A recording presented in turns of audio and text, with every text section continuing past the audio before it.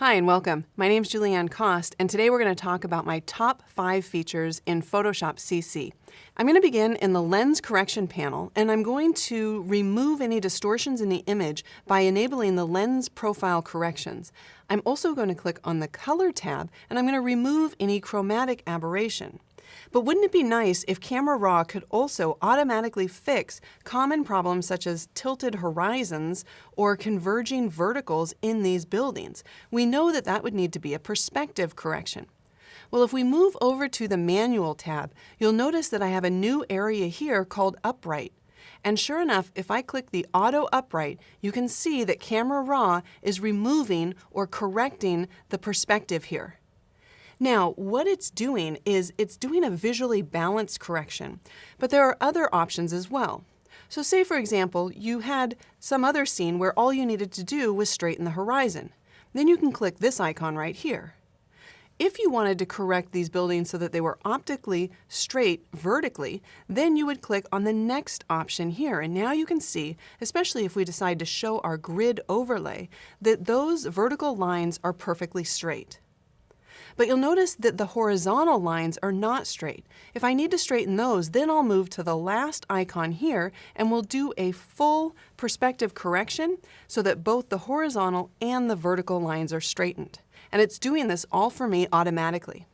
Let's take a look at the second image here and we'll go through the same options.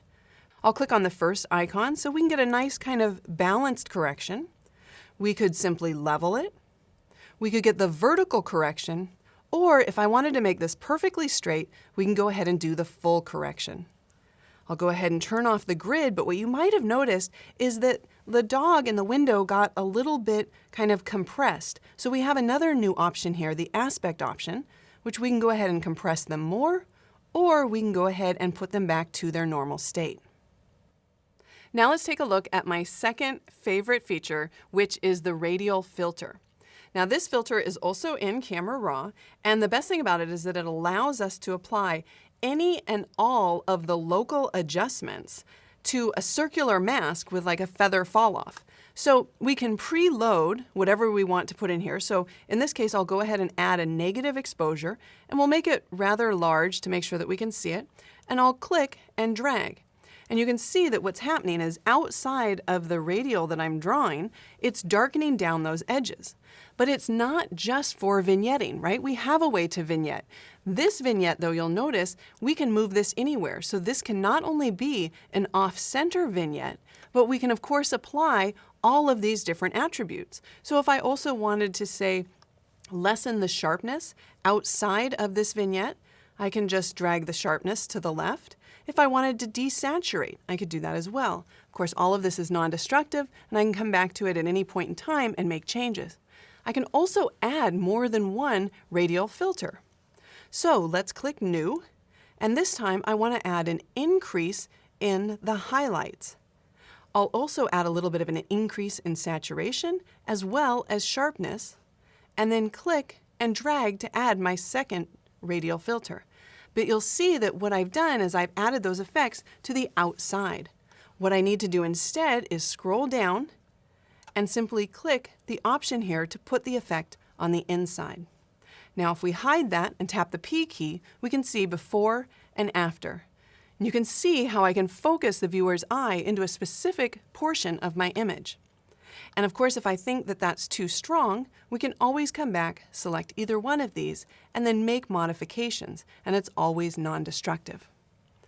Excellent. Now before we leave Camera Raw, I want to just show you one last feature because I know you're going to love it. Right here, I'm going to tap the B key and I'm going to grab my spot healing brush. Now in the past, this would have to be a circle, but you'll notice now that if I click and drag, I can create any shape I want for Camera Raw to either heal or clone. And if I hide that interface by tapping the V key, you can see that it's done a very good job, but if we want to or if we need to, we can go ahead and move around that source point in order to get the exact cloning or healing to remove that object.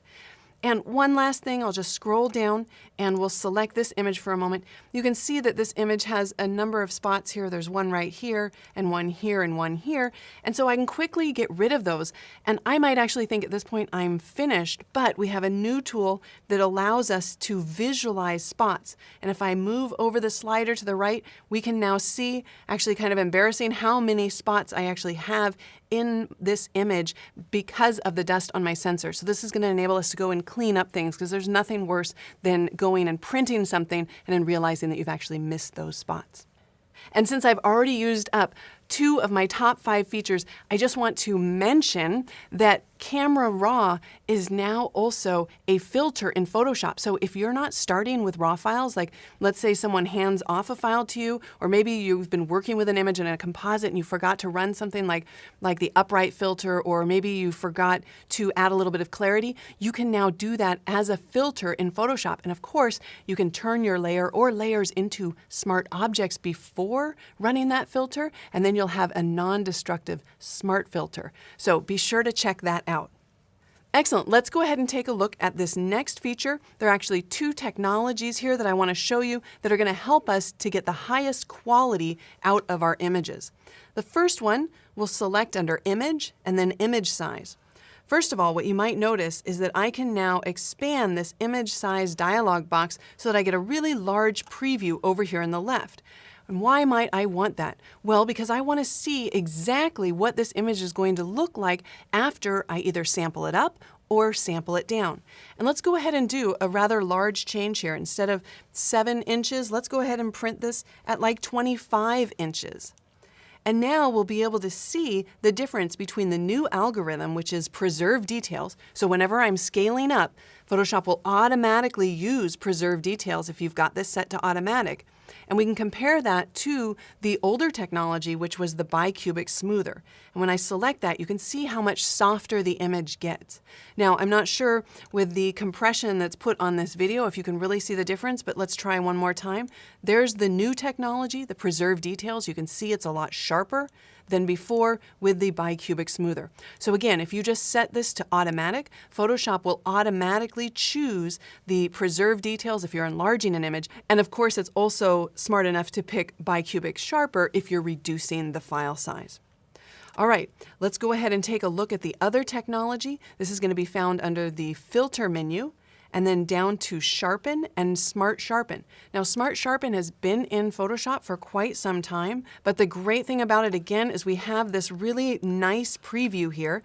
And if we just take a look at the camera area, you'll notice that if I increase the amount, and I'm going to put a pretty heavy amount here just to make sure that we can see this on the video. Let's knock up the radius to about 2. And now we can see if we just click in there, there's before and there's after with the sharpening. So there's before and there's after. And if I want to compare that to the older technology, if I use Legacy or tap the L key, that's what it looked like before. You'll notice there's a lot more noise here, especially in the hands and in the shadow areas. If I tap the L key again, this is the new technology. You can see that it's removing a lot of that noise. And in fact, we've even got a noise reduction slider so we can reduce more of this if we need to in our image. So those are 2 excellent technologies that are going to help us maintain the highest quality image possible.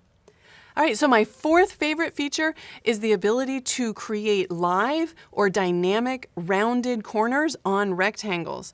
So here I have a bunch of different rectangles. They're actually instances of the same one that I created as a smart object. So let's double click on that in order to see this rectangle. And we'll use the Properties panel now to control this live rounded corner. You can see that I can link all of the corners together, and then when I click and drag with my scrubby slider, it will automatically update this. Or we could turn the link off, and then I could go ahead and simply change one of the corners at a time. Of course, I can save this file, come back to it next week or next year, and I'll still have this dynamic editing capability.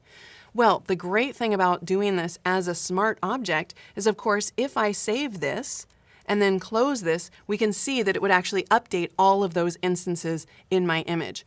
There have been other tools that have also been updated. There's easier ways to select shapes now in the new version of Photoshop, as well as special filter modes so that you can kind of isolate different groups of images that you're working with. Now let's talk about my fifth and final favorite feature in Photoshop CC, and that is the Camera Shake Reduction Filter.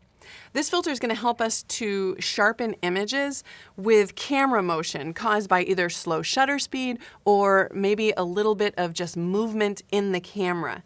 And so it's to fix things when the camera's moving, not if the person in the photo is moving. Now, before I run this filter, we're going to change the background into a smart object so that it is a non-destructive filter. And then under the filter menu, we can choose Sharpen and Shake Reduction. Now, the shake reduction technology is going to automatically look and analyze the image, and then it's going to try to find the direction of the shake and auto-correct that for me. And in fact, we can either zoom into 100%, or I can tap the Q key, which will put this loop on top of my image. And then anywhere I look in my image, we can see the before with the motion in it and the after it's been corrected. So hopefully after this video's been compressed, you'll still be able to see the difference, obviously, between the before and the after. I'll tap the Q key to go ahead and put that back. Of course, there's an advanced area here where we can actually see the blur trace that it's creating. And if we wanted to manually adjust that, we could go ahead and reposition it. Now again, with this image, it's obvious that the tripod that was sitting in the water actually moved a little bit during the long exposure. That's what this technology is really, really good at fixing. And I'll go ahead and click OK. It might be that sometimes the shake in the image is a little different from one area to the next. Well, that's the beauty about creating a smart object. You know, it might be that the technology can't correct the entire image at once, but look how easy it is to go in here. And if you find any artifacting like this, all we need to do is tap the B to get our paintbrush and then click inside the mask for this smart filter. Get a little bit larger brush and make sure that we're painting with black, and we can just remove that little bit of artifacting right from that area. Again, here it is before and after.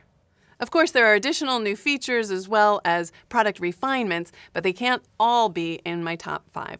I'm Julieanne Kost. Thanks for watching.